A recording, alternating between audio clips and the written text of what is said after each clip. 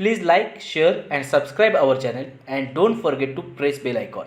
Hello students, तो अब इस वीडियो में हम देखने वाले हैं console input output. Console input output मतलब क्या है ये भी देखने वाले हैं। उसके टाइप्स कौन कौन से हैं, मतलब कंसोल बेस्ड इनपुट करने के लिए कौन कौन से फंक्शन यूज करने वाले हैं, कंसोल बेस्ड आउटपुट करने के लिए कौन कौन से फंक्शन यूज करने वाले हैं, उसके टाइप्स कौन कौन से हैं, ये इस वीडियो में देखने वाले हैं। ये वीडियो बहुत बड़ा भी होने वाला है, इसलिए हम इसको डिवाइड करने वाले हैं 2 टाइप में, जहां पे हम दोनों टाइप में देखेंगे कि console based input output function क्या काम करते हैं उसके टाइप्स के हिसाब से।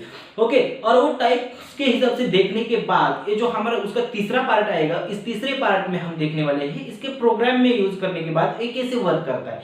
मतलब जो console based input output functions है जो हम अब इन दोनों पार्ट में स्टडी करने वाले हैं, इसका वर्किंग कैसा है ये भी देखने वाले हैं। तो लेट्स सी। हेलो स्टूडेंट्स, तो आज हम देखने वाले हैं कंसोल इनपुट आउटपुट फंक्शन। पहले हम समझ लेते हैं कि कंसोल मतलब क्या है और उसके बाद देखेंगे कि console based input output function मतलब क्या होते हैं, वो कौन कौन से होते हैं।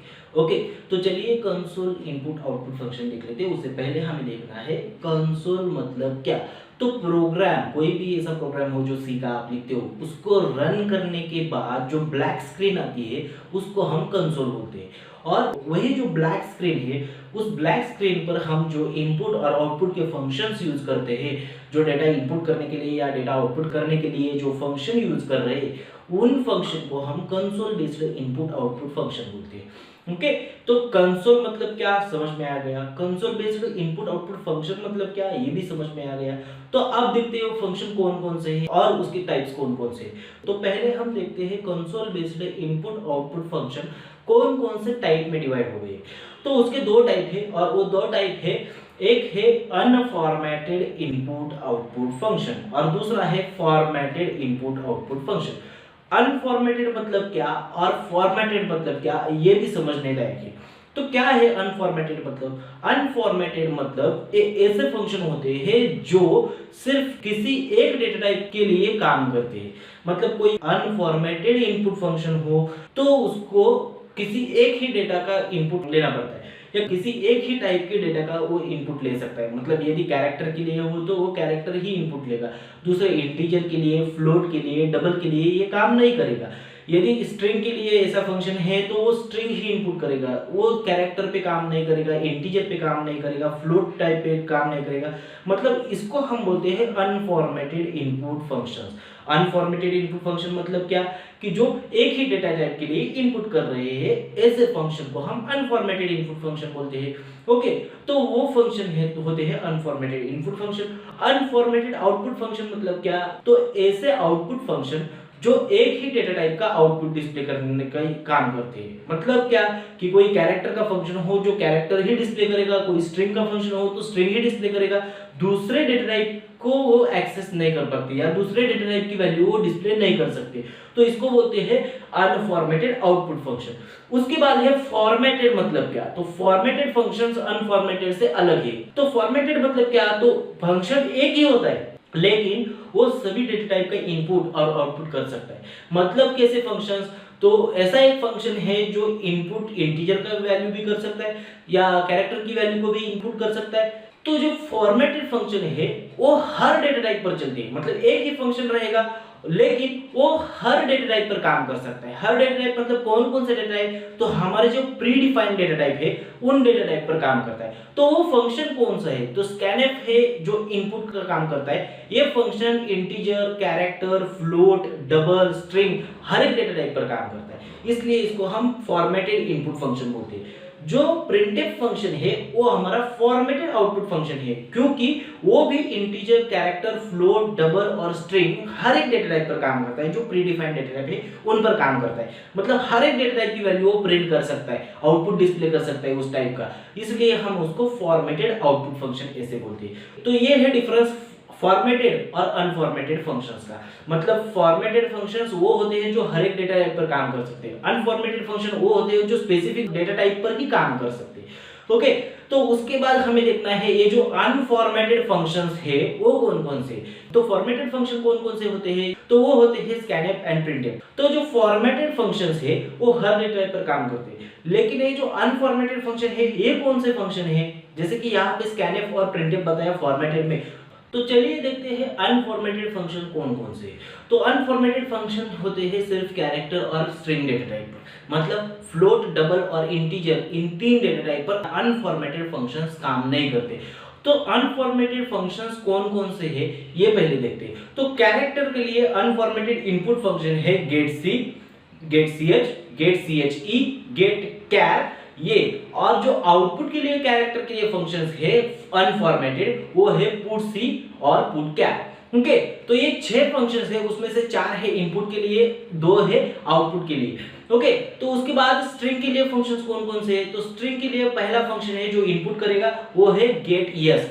ओके, और उसके बाद जो इनपुट के बाद आउटपुट करेगा वो फंक्शन है, स्ट्रिंग के लिए आउटपुट करने वाला फंक्शन है putYes। तो ये होते हैं अनफॉर्मेटेड फंक्शन जो स्ट्रिंग और कैरेक्टर सिर्फ यही 2 डेटा टाइप पर काम करने वाले हैं। ओके, तो उसके बाद हम देखते हैं कि ये जो फंक्शन है getC, getChe, getCh, getChar ये काम कैसे करते हैं। तो हर एक अनफॉर्मेटेड फंक्शन का काम करने का तरीका अलग अलग है।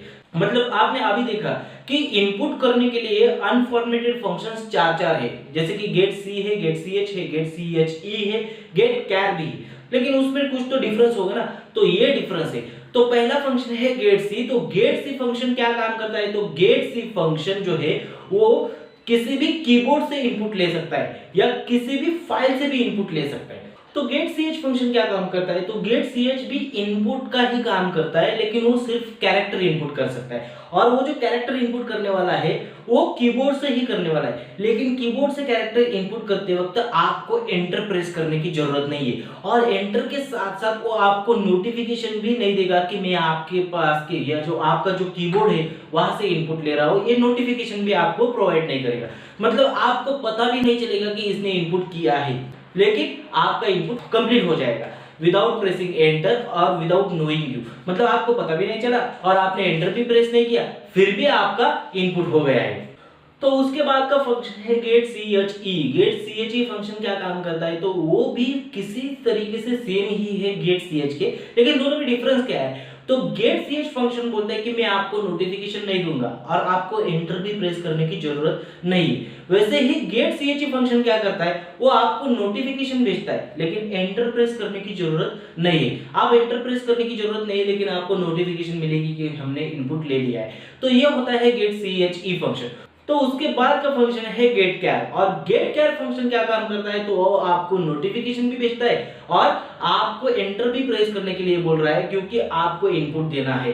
तो आप एंटर भी प्रेस करोगे और उसके साथ साथ नोटिफिकेशन भी आपको मिल जाएगी कि वो इनपुट कर रहा है। मतलब क्या है, getChar जो फंक्शन है वो आपको नोटिफिकेशन भी भेज रहा है कि मैं इनपुट कर रहा हूं, और आपको इनपुट करने के लिए उसको वैल्यू देनी पड़ती है, और वैल्यू देने के बाद आपको एंटर भी प्रेस करना है। तो ये होता है इन चारों का डिफरेंस। तो उसके बाद है फंक्शन putC। तो putC फंक्शन क्या करता है? तो ये फंक्शन हमारा जो आउटपुट है वो कंसोल पर, मतलब ब्लैक स्क्रीन पर हमें दिखाता है, और ये जो फंक्शन है वो सिर्फ ब्लैक स्क्रीन पर, मतलब जो वेरिएबल की वैल्यू है वो वेरिएबल की वैल्यू हमें स्क्रीन पर भी दिखा सकता है, और वही वेरिएबल की वैल्यू वो फाइल में भी इनपुट कर सकता है। मतलब कोई भी ऐसा कैरेक्टर हो वो हमें स्क्रीन पर डिस्प्ले करना है तो हम स्क्रीन पर भी डिस्प्ले कर सकते हैं, यदि हमें स्क्रीन पर डिस्प्ले नहीं करना है लेकिन उसको हमें फाइल में इनपुट करना है, मतलब फाइल में प्लेस करना है या फाइल में स्टोर करना है, तो putC फंक्शन का यूज करके हम उस वेरिएबल की वैल्यू को या उस वेरिएबल में जो कैरेक्टर है उस कैरेक्टर को फाइल में राइट कर सकते हैं। तो ये है putC फंक्शन। उसके बाद फंक्शन है putChar, और ये जो putChar फंक्शन है वो हमारा आउटपुट बाय डिफॉल्ट स्क्रीन पर डिस्प्ले करता है, और वो जो आउटपुट डिस्प्ले करता है वो कैरेक्टर टाइप का ही होता है। ओके, तो ये है फंक्शन putChar। तो उसके बाद हमें देखना है स्ट्रिंग के लिए अनफॉर्मेटेड फंक्शंस कौन कौन से हैं। तो स्ट्रिंग के लिए पहला फंक्शन जो इनपुट का काम कर रहा है वो है getS। वो जो getS फंक्शन है वो स्ट्रिंग इनपुट करता है, जो एक अनफॉर्मेटेड फंक्शन है। अनफॉर्मेटेड फंक्शन क्यों? क्योंकि वो सिर्फ स्ट्रिंग पर ही काम करता है। तो ये स्ट्रिंग इनपुट करता है, और वो जो इनपुट करने वाली स्ट्रिंग है उसमें स्पेसेस भी अलाउड है, लेकिन n तक ही स्ट्रिंग इनपुट कर सकता है।